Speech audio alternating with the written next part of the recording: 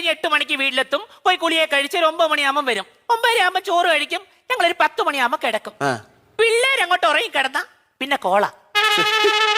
അതൊക്കെ നിങ്ങളുടെ കാര്യങ്ങൾ, അതൊന്നും ഇവിടെ പറയണ്ട. അയ്യോ, അതല്ല, ഫോൺ കോളാണ്. നക്ഷത്രം പറയുക. നക്ഷത്രം പറയുമല്ലോ, കെട്ടിത്തൂക്കുമല്ലേ ക്രിസ്മസിന്.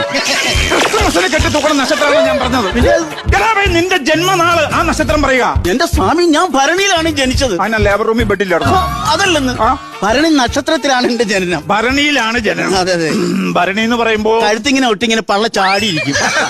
ഭരണിയുടെ ഷേപ്പാണ് ഞാൻ ചോദിച്ചത്. പിന്നെ ഇവനൊന്നും പറയിക്കണില്ല കേട്ടോ. സ്വാമി, നിന്റെ കാര്യം വല്ലതും പറയണോ? പറ. അതെന്നെ നോക്കാൻ സമ്മതിക്ക്. ഈ ഭരണിയില് അച്ചാറിടാം, ശർക്കര ഇട്ട് വെക്കാം. 3 വർഷം കഴിഞ്ഞ ഡിഗ്രിക്കാരനായി. എനിക്ക് ഡിഗ്രിക്കാരനാവണ്ട. പിന്നെ ആരാവണം? എനിക്ക് അച്ഛനായാ മതി. അതിന് മതം മാറണ്ടേ? മാതോ അതെങ്ങനെ? പള്ളിയിലച്ഛനാവാൻ. പള്ളിയിലച്ഛനൊന്നല്ല, കൊച്ചിന്റെ അച്ഛൻ. ആദ്യം അധ്വാനിച്ചൊരു ജോലി കണ്ടെത്താൻ നോക്ക്. എനിക്ക് അധ്വാനിച്ച അച്ഛനായാ മതി. എന്താലേ, ഫേസ്ബുക്ക് മുതലാളി $19 മില്യൺ വാട്സപ്പ് വാങ്ങിയത്. മണ്ടൻ. അത് പ്ലേ സ്റ്റോറിൽ പോയാൽ ഫ്രീ ആയി ഡൗൺലോഡ് ചെയ്യാം. ഞാനൊക്കെ അങ്ങനെ ചെയ്തു. ചേട്ടനോ? ഭവാനിത്തല്ലേ എന്നെ വലിയ കാര്യ. ഭവാനിത്തല്ലേ, ഭവാനിത്തള്ള നിന്റെ വല്യമ്മ. അമ്മച്ചേ ബലരാമേട്ടകത്തുണ്ടാ?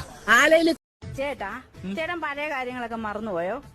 ചേട്ടൻ ആദ്യമായിട്ട് എന്നെ കണ്ടത് എവിടെ വെച്ചാന്ന് ഓർമ്മയുണ്ടോ? ഓ, നമുക്ക് മറക്കാൻ പറ്റുമോ? റെയിൽവേ ട്രാക്കിൽ വെച്ചല്ലേ? ആ, കള്ളൻ മറന്നിട്ടില്ല. അന്നാ ട്രെയിൻ അങ്ങ് കയറി ചത്താ മതിയായിരുന്നു.